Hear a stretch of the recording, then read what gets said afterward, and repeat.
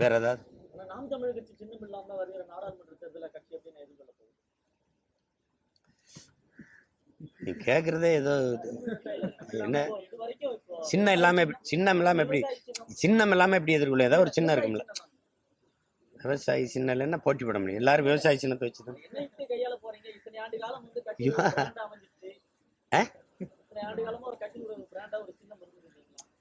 எது வந்தாலும் இது முதல்ல இந்த விவசாயி சின்னம் அது கண்ணா கிசான். அது விவசாயின்னு பேர் வச்சவன் நான் தான்.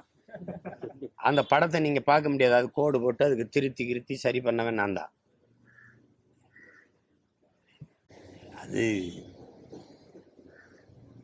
சின்னத்தை வச்சு சின்னமும் ஒரு வலிமைன்னு வச்சுக்கிட்டா கூட கொண்டு போய் சேர்த்தது நாங்க தான். அது இதுல இருக்கிற உண்மை நிலவரத்தை பார்த்து நீங்க அதுக்கு தகுந்த மாதிரி பேசணும் ஊடகவியலாளர்கள். ஒரு விழுக்காடு சட்டசபை அல்லது நாடாளுமன்ற தேர்தல்களில் ஒரு விழுக்காடு வாக்கை பெற்றிருந்தா அந்த கட்சிக்கு ஒதுக்கப்பட்ட சின்னத்தில் முன்னுரிமை கொடுக்கணும்னு இருக்கு, விதி இருக்கு. இப்போ எனக்கு அவசரமா நீங்கள் வட மாநிலத்தில் இந்த சின்னத்தை ஒரு பெரிய ஒரு அமைப்புக்கு ஒரு கட்சிக்கு எடுத்து கொடுத்துருந்தா கூட அது ஒரு மாதிரி இருக்கும். ஆனால் இவர் பிஜேபியிலேருந்து பிரிஞ்சு சென்றிருக்காரு. இவர் இதெல்லாம் நீங்கள் நல்லா கவனிக்கணும். வீர ராகவ ரெட்டியோ அதான் ஒரு பேர். அவர் கடந்த 21 தேர்தலில் 2 தொகுதியில் போட்டிட்டு இருக்காரு. 71 வாக்கு வாங்கியிருக்காரு. அவர் எரிகாற்று உருளை சின்னத்தில், சிலிண்டர் சின்னத்தில்.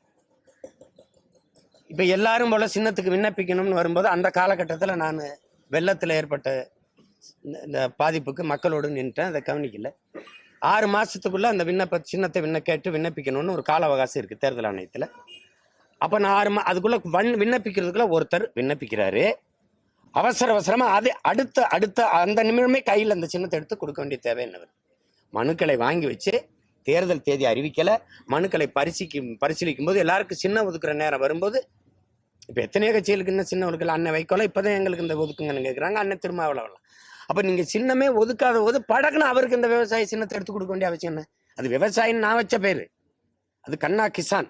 அது அவர் என்ன பேர் வைப்பார் கன்னடத்துலன்னு தெரியாது. அப்போ அந்த சின்னத்தை எடுத்து கொடுக்க வேண்டிய அவசியம் என்ன வந்தது? இப்போ இதில் இன்னும் நுட்பமாக பாருங்க. அவர் இந்திய கட்சியா ஒரு நேஷனல் பார்ட்டியா பதிவு பண்ணியிருக்காருன்றாங்க. பதிவு பண்ணாவே நேஷனல் பார்ட்டி ஆயிரும்னா அப்போ நான் நீங்க ரிஜிஸ்டர் பார்ட்டி தான், ரெகக்னைஸ்டு பார்ட்டி இல்லைங்கிற. அவன் ரிஜிஸ்டர் பார்ட்டி தான். அவனுக்கு எப்படி ஒரு சின்னத்தை எடுத்து கொடுத்த? கர்நாடகாவில் நிற்க இந்த தேர்தலுக்கு அவர் எரிகாற்று உருளை தான் வாங்கி சிலிண்டர் தான் வாங்கியிருக்கு. அப்படி ஆந்திராவில் நிற்க எரிகாற்று அடுப்பு இருக்குல்ல, அதாவது கேஸ் சிலிண்டரு, கேஸ் ஸ்டவ், அது வாங்கியிருக்கு. அப்படி ஒரு கட்சிக்கு 3 சின்னம் அப்படி கொடுத்த? இது எந்த விதியில் இருக்கு கேட்டா முதல்ல வந்துட்டாருங்கிறீங்க. முதல்ல வந்தா வாங்கி வை மனுவை. நாங்க விண்ணப்பிக்கிறதுல யாருமே அதை கேட்கல. கேட்கிறவங்களுக்கு தகுதி இல்லைன்னா முதல்ல வந்தவொன்னு கொடு. அதான தர்மம், அதான அறம். நான் 6 தேர்தல் போட்டிட்டு இருக்கேன். சட்டசபை, பிறகு உள்ளாட்சியில் 2 கட்ட போறோம். இது இடைத்தேர்தல், பை எலெக்ஷன், லோக்கல் பாடி, எல்லாத்துலயும் நான் போட்டிட்டு இருக்கேன். பாராளுமன்றம் எல்லாத்துலயும் போட்டு நாடாளுமன்றம் போட்டிட்டு இருக்கேன். 7 விழுக்காடை தொட்டிருக்கேன். நீ 8 விழுக்காடுக்கு மேல போனாதான் ரெகக்னைஸ்ங்கிற. நான் அங்கீகாரம் பெறதுக்குள்ள குரல் இப்படி தூக்கி போடுற. நீ இந்த வாட்டி கூட அங்கீகாரம் பெற்றிருப்பல, ஏன் தூக்குன? நான் எளிய பிள்ளைகள் நாங்க போராடி உண்டியல் குலுக்கி பிச்சை எடுத்து சோரட்டி ஒட்டி சின்னத்தை கொண்டு போய் மக்கள்கிட்ட சேர்க்கும் போது நீ தூக்கி இன்னொருத்தண்ட கொடுக்குறேன். நீங்க எல்லாம் நீங்க வச்சுக்கிறீங்க. அவன் போட்டியிட மாட்டான். அந்த சின்னத்துல போட்டிட்டாலும் ஒரு இடத்துல கூட அவன் 100-200 ஓட்டுக்கு மேல போக மாட்டான். ஏன் கொடுக்குறப்போ? என்னைய சிதைக்கணும், என் வாக்குகள் கட்ட குறைக்கணும்னு தானே நீங்க பண்றீங்க. அது இங்க இருக்கிற பாரதிய ஜனதா தலைமைக்கு ஒன்றும் சம்பந்தம் இல்லையா? இங்க இருக்கிறவங்களுக்கு தெரியாதா? கர்நாடகாவில் இருக்கவங்க தலைவர் PL சந்தோஷுக்கு இதுக்கு எந்த தொடர்பும் இல்லையா? ஏன் இதை மகாராஷ்டிராவில் கொடுக்கல ஒருத்தருக்கு? ஏன் குஜராத்தில் கொடுக்கல? 1/2 கிலோமீட்டருக்கு கர்நாடகாவில் ஒருத்தனுக்கு கட்சி இல்லை, கடிதத்தாள் கட்சிக்காரனுக்கு எது கொடுக்கணும்? எது கொடுக்கணும்? சின்னத்தை விடு, நியாயத்தை பேசு. ஏன் கொடுத்த நீ? இன்னும் தேர்தல் தேதியை அறிவிக்கல. அதுக்கு எதுக்கு அவனுக்கு எதுக்கு சின்னம்? எதுக்கு சின்னம்? எது கொடுத்தீங்க? இவ்வளவு கேள்வி இருக்கு பாருங்க.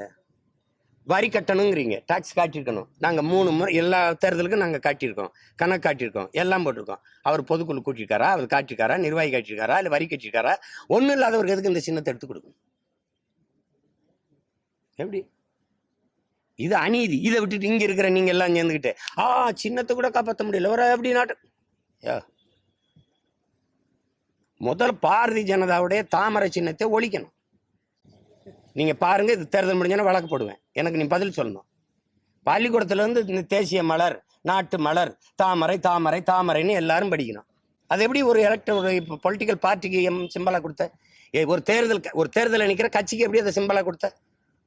நான் கேட்ட போது மயில அது தேசிய பறவைன்னா, இது தேசிய மலர் எப்படி கொடுத்த? ஒன்னு தேசிய மலரா இதை வை, சின்னத்தை எடு. இல்ல சின்னமா அவருக்கு கொடு, தேசிய மலரா வேற வை. ரோஜா, மல்லிகை, கனகாம்பரம் ஏதோ ஒன்ன வை, காலிஃபிளவரை கூட வை.